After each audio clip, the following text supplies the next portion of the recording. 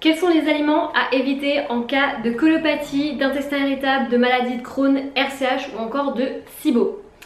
Bienvenue à vous dans cette nouvelle vidéo. Pour ceux et celles qui ne me connaissent pas, je m'appelle Coralie Béguin, je suis naturopathe spécialisée dans les troubles digestifs chroniques. Donc j'accompagne les personnes qui ont des maladies au niveau du tube digestif et je suis également auteure du programme en ligne sur 6 mois, régénérer ses intestins et supprimer ses troubles digestifs. Alors bienvenue à vous. Aujourd'hui on va voir ensemble les aliments, les pires aliments pour l'intestin, en tout cas les aliments à éviter si vous souffrez du côlon. Alors la première chose qu'on dit très souvent en consultation, c'est Coralie, quels sont les aliments qu'il faut éviter. On parle aussi du FODMAPs, du régime FODMAPs, est-ce qu'il faut vraiment suivre ce régime FODMAPs?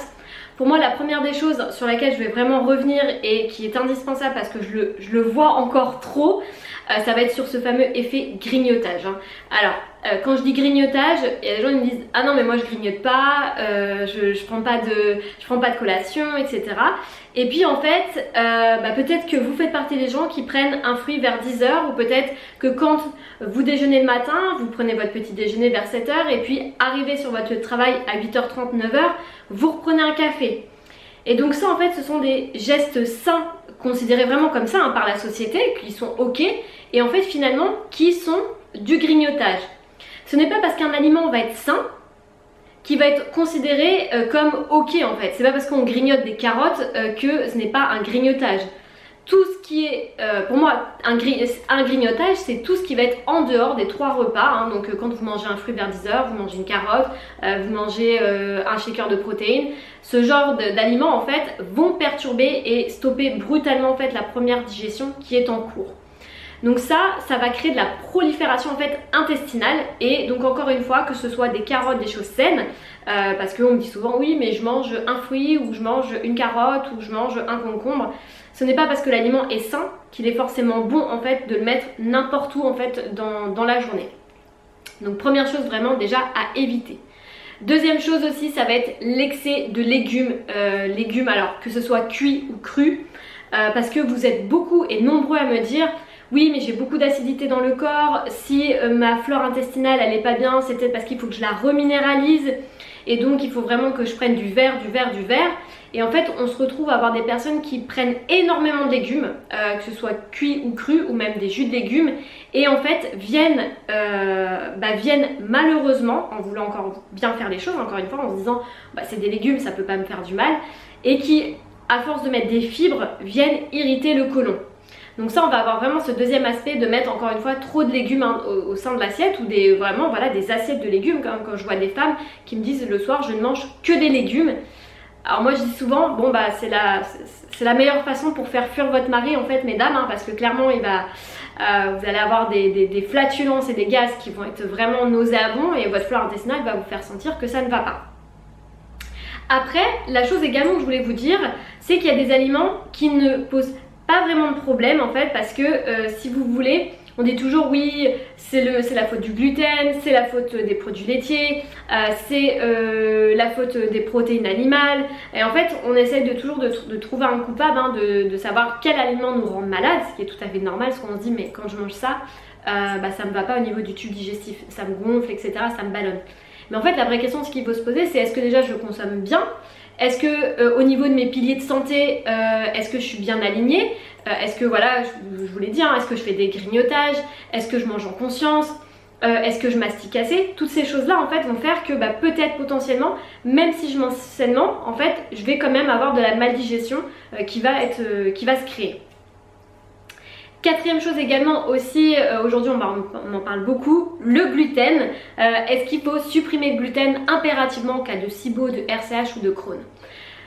Alors pour moi, dans ce que j'ai pu observer dans l'intestin irritable et la colopathie, en fonction des symptômes, mais en tout cas colopathie, intestin irritable, je ne conseille pas d'avoir une alimentation sans gluten. Ça voilà, c'est mon avis propre. Je n'ai pas remarqué en fait d'amélioration quand vous supprimez le gluten. D'ailleurs en plus on me le dit, les gens me disent voilà dans le programme en ligne, j'ai testé le sans gluten, le régime FODMAPs, sans lactose, je n'ai rien constaté comme changement. Donc voilà, moi je me base sur l'observation des faits et des retours que j'ai, donc il n'y a pas de changement. Par contre quand on s'attaque aux piliers de santé, effectivement il y a des choses qui se modifient.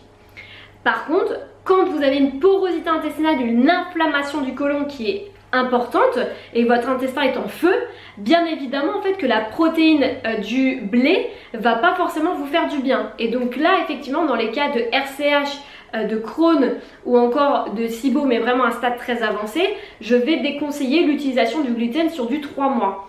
Mais c'est pas l'élément premier sur lequel je vais m'attarder en fait. Il y a beaucoup de personnes qui disent voilà, hein, j'ai vu un naturopathe, on m'a fait enlever le gluten, le lactose. Bon, j'ai pas vu de grands effets, ça va un peu mieux, mais je ballonne toujours autant, j'ai toujours autant d'inflammation, etc.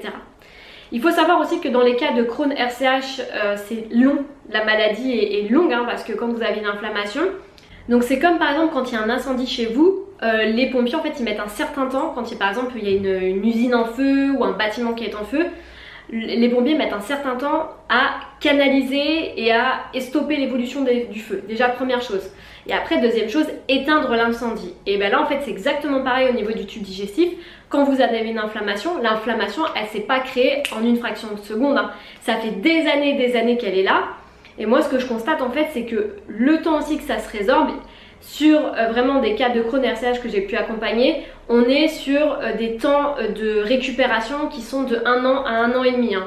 Le temps que voilà, la flore intestinale se répare, qu'il y ait une libération au niveau du tube digestif, que les crises aussi s'estompent. Et en fait, on constate aussi chez les personnes qui mettent en place une alimentation que ça va les soulager instantanément, mais qu'il y a des crises en fait des fois qui réapparaissent de nouveau. Il faut savoir aussi hein, que votre tube digestif, l'intestin, hein, c'est aussi un organe qui communique avec vous. S'il y a du stress, s'il y a de l'émotionnel qui est rentré, forcément, il peut y avoir en tout cas des choses qui vont venir se cristalliser au niveau de votre organe, c'est-à-dire au niveau de vos intestins, au niveau d'autres organes en fonction de ce qu'on vit dans notre vie. Et en fait, ces cristallisations, si vous voulez, eh bien ça va s'imprégner et ça va c'est comme si votre corps est en résistance. Et donc, pour faire passer le message, en fait, le corps va vous générer une crise ou impacter un organe en particulier. Donc pour revenir sur le fameux gluten, en tout cas moi je ne le conseille pas de l'arrêter dans les cas de SIBO, d'intestin irritable et de colopathie. Dans les cas de Crohn et RCH, je le conseille c'est vrai à l'arrêt sur du 3 mois pour voir vraiment aussi comment se passe, comment ça se porte au niveau du corps en fait et de l'évolution des symptômes. Mais encore une fois c'est pas la source première en fait des symptômes hein, vraiment. Donc il y a vraiment une réorganisation au niveau de l'assiette qui doit se faire. Ça j'ai fait aussi différentes vidéos sur ce qu'il faut manger etc. quand vous êtes atteint de colopathie, d'intestin irritable et de maladie de Crohn. Donc j'ai fait différentes vidéos aussi, hein, je vous invite à aller les voir sur les féculents à consommer, les légumes à prendre etc. Le cinquième aliment aussi qui est pour moi problématique, c'est toutes les nouvelles tendances bio. Alors c'est pas parce que c'est bio que c'est bon hein, clairement.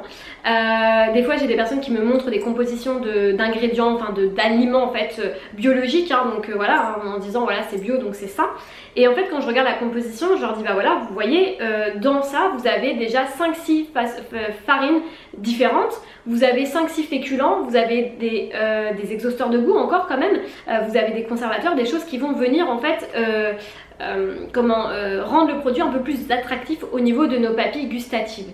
Et c'est ce que je dis souvent en fait cette nouvelle mode de consommation du bio et du healthy, si vous voulez notamment les Buddha Bowls, les porridge, ce genre de choses sont pour moi en fait une véritable bombe nucléaire pour les troubles digestifs, hein, pour les intestins, et nos intestins n'en veulent pas de ce type de nourriture et de plats. Alors je le vois chez des confrères naturopathes, je le vois sur des comptes Instagram etc. Moi aujourd'hui, bah, je vous donne mon point de vue, je suis pas là pour dire c'est pas bien ce que font mes confrères, mais je suis absolument contre ce type d'alimentation. Et encore une fois, je le vois en consultation, hein, sur des personnes qui me disent bah oui j'ai mélangé des fruits avec des purées d'oléagineux, avec du lait, avec des flocons d'avoine, puis il y avait des graines de chia, c'était sympa, et puis il y avait de la poudre d'açaï. Et puis je leur dis mais est-ce que vous digérez bien tout ça? Ah bah c'est un peu difficile. C'est vrai qu'à 10h30, 11h, j'ai le ventre qui commence à ballonner un petit peu. Alors, moi je suis d'accord avec vous, hein, ça donne super envie, c'est beau, c'est magnifique. Par contre, derrière, il y a des troubles digestifs, il y a de la maldigestion. N'oublions pas que plus il y a d'aliments dans l'assiette, et c'est ça la problématique hein, des aliments bio, c'est que dans toutes les nouvelles chaînes alors j'aime pas dire le mot fast food, mais fast food healthy, si vous voulez, on vous met plein d'aliments ensemble avec des fruits, des petites baies de goji, des petites grenades, etc. Et en fait, vous ressortez de ce type de restaurant, c'est sûr, vous digérez très mal.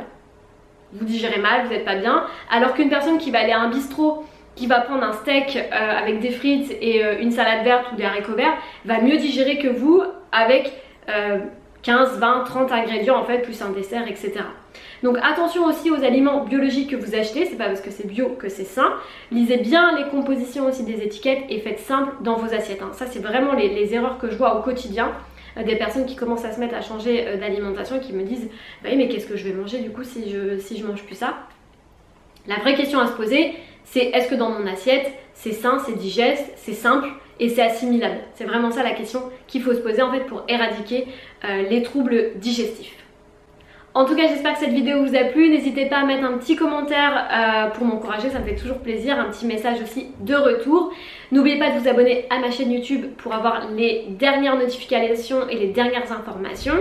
Et puis si ça vous intéresse d'en savoir plus, vous avez aussi le e-book qui est gratuit dans la barre d'informations, donc c'est juste à dérouler en dessous pour avoir accès aux 5 piliers de santé et se réapproprier votre corps. En tout cas prenez soin de vous, je vous embrasse très fort et à très vite dans une prochaine vidéo.